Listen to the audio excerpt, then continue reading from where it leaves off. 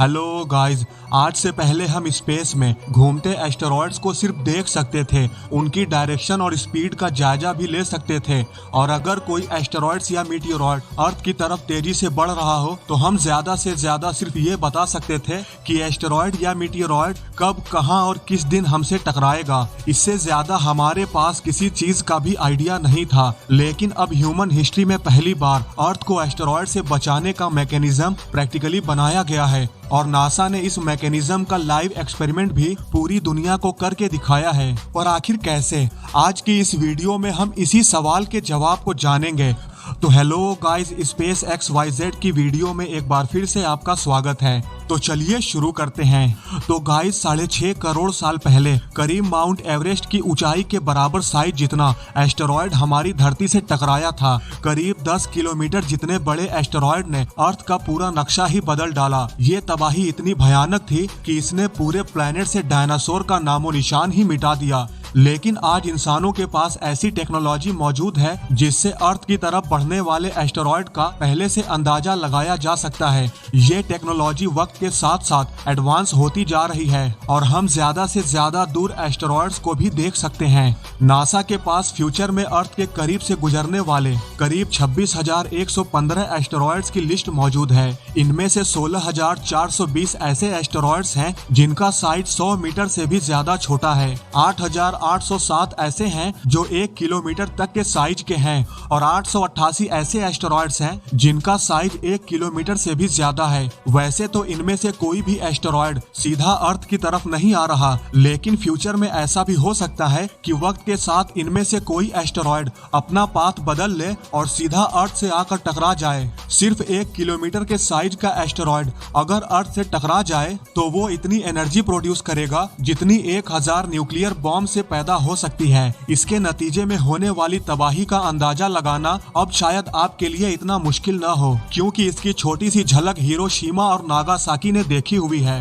दोस्तों, वैसे तो हमारे प्लेनेट पर दूसरे तरीकों से आने वाली तबाही से तो शायद निपटा जा सकता है, लेकिन एस्टेरॉयड से बचना नामुमकिन माना जाता है। लेकिन अब नासा ने एक ऐसा एक्सपेरिमेंट करके दिखाया है जिससे हम एस्टेरॉयड का सामना भी डट के कर सकते हैं। जी हाँ, ये एक तरह का प्लेनेटरी डिफेंस सिस्टम है जिसको काइनेटिक इम्पैक्टर टेक्निक कहा जाता है। इस टेक्निक की मदद से अर्थ की तरफ आने वाले एस्टेरॉयड का रास्ता बदला जा सकता है। पर सवाल तो ये है कि आखिर कैसे?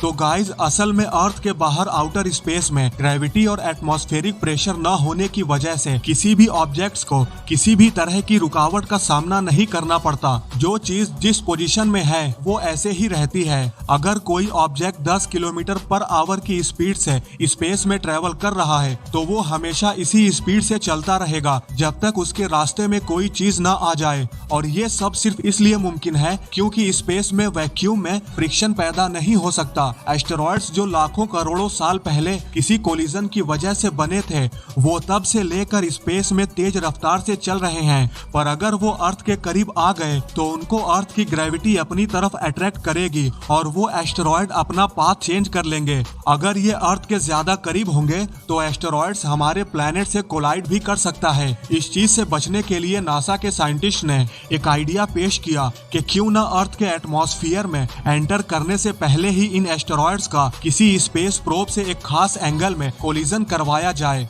ये कोलिजन सिर्फ इतना बड़ा हो कि वो एस्टेरॉयड के पाथ को हमारे प्लेनेट के रास्ते से हटा दे। प्लान के मुताबिक इस तरह के कई स्पेस प्रोब अर्थ के पास ही ऑर्बिट कर रहे होंगे। जैसे ही नासा को कोई बड़ा एस्टेरॉयड अर्थ के डायरेक्शन में बढ़ता दिखेगा तो इन स्पेस प्रोब को उन एस्टेरॉयड की डायरेक्शन में एक खास एंगल पर हिट कराया जाएगा। इस थियरी को प्रूव करने के लिए, ये देखने के लिए कि क्या वाकई ऐसा हो भी सकता है या फिर नहीं, नासा ने एक एक्सपेरिमेंट करने का फैसला किया। इस मिशन को नासा ने डार्ट यानी डबल एस्टेरॉयड रीडायरेक्शन टेस्ट का नाम दिया।